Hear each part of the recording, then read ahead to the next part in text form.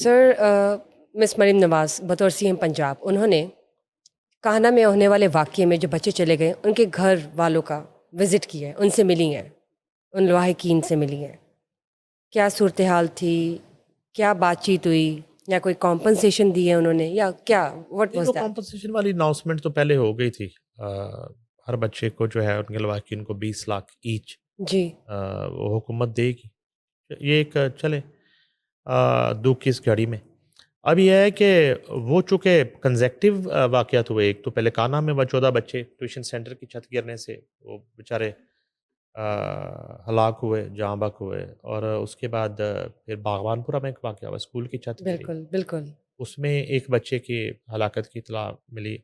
تو اب یہ ہوا کہ وزیر اللہ پنجاب جو ہیں اس سے ایک روز قبل تو وہ ان کی مصروفیت ظاہر ہے کہ وہ جوڈیشل ریفارم کانفرنس میں تھی، sorry jail reform G conference. تو اب یہ ہے کہ کانا عیدگاہ وہ پہنچی.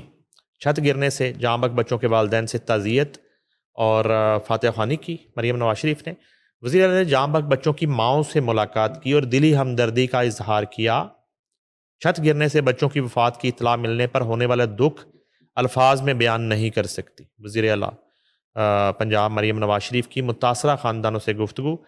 آپ کا دکھ بہت بڑا ہے، میں خود ماں ہوں، آپ کا غم سمجھ سکتی. وزیر اعلیٰ مریم نواز شریف کی متاثرہ بچوں کی ماؤں سے گفتگو. جب بچوں نے بتایا کہ ایک اینٹ گری ہے تو خاتون ٹیچر کو بچوں کی کو چھٹی دے دینی چاہیے تھی. اچھا گری تھی ایک ہاں، اینٹ. ٹھیک. متاثرہ بچوں کی ماں کی وزیر اعلیٰ مریم نواز شریف سے گفتگو. وزیر اعلیٰ مریم نواز شریف نے حادثے میں زندہ بچ جانے والے 2 بچوں سے بھی ملاقات کی اور انہیں پیار کیا. حادثے میں زندہ بچ جانے والے بچوں نے بتایا کہ چھت سے اینٹیں گرنے پر انہوں نے ٹیچر سے چھٹی دینے کا کہا تھا لیکن ٹیچر نے چھٹی نہیں دی. متاثرہ خاندانوں نے وزیر اعلیٰ مریم نواز شریف کی آمد اور بر وقت امداد اور علاج کی فراہمی پر ان کا شکریہ ادا کیا. اب دیکھیں نا، آج جب سی ایم پہنچی ہیں تو ایک نیا انکشاف ہے یہ.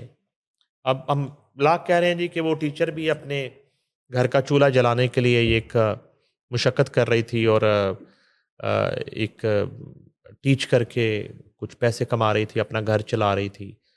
تو وہ اپنی جگہ، لیکن یہ ہے کہ ایک سینس ہونا چیز کی کہ اگر خطرہ منڈلا رہا ہے رائٹ تو بچے کہہ رہے ہیں ایک اینٹ گری ہے، دوسری گری ہے، تو آپ اسی وقت کم از کم چھٹی نہیں دینی تو کم از کم بچوں کو، آپ جیسے زلزلہ آ جاتا ہے یا کوئی اس طرح کی سچویشن ہوتی ہے تو آپ ایک احتیاطی تدابیر کے طور پہ آپ اس پریمیسز سے، اس چھت کے نیچے سے آپ باہر چلے جاتے ہیں.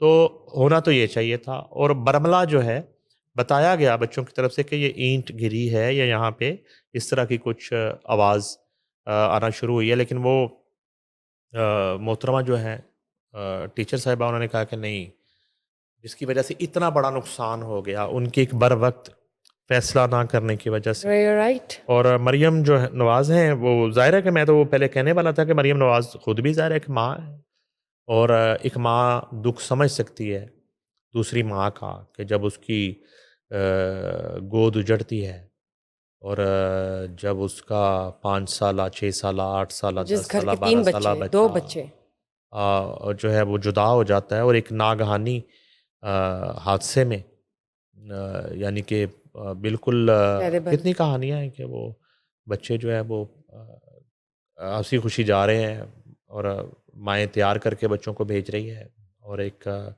ہوم ورک کروا کے، اور ان کو یہ نہیں پتا کہ ان بچوں نے واپس نہیں آنا. دیکھیں مجھے واقعات اب یاد آنا شروع ہو گئے ہیں. یہ ایران میں جو واقعہ ہوا، 136 بچے جو ہیں وہ شہید کر دیے گئے اور وہ واپس ہی نہیں آئے بچے.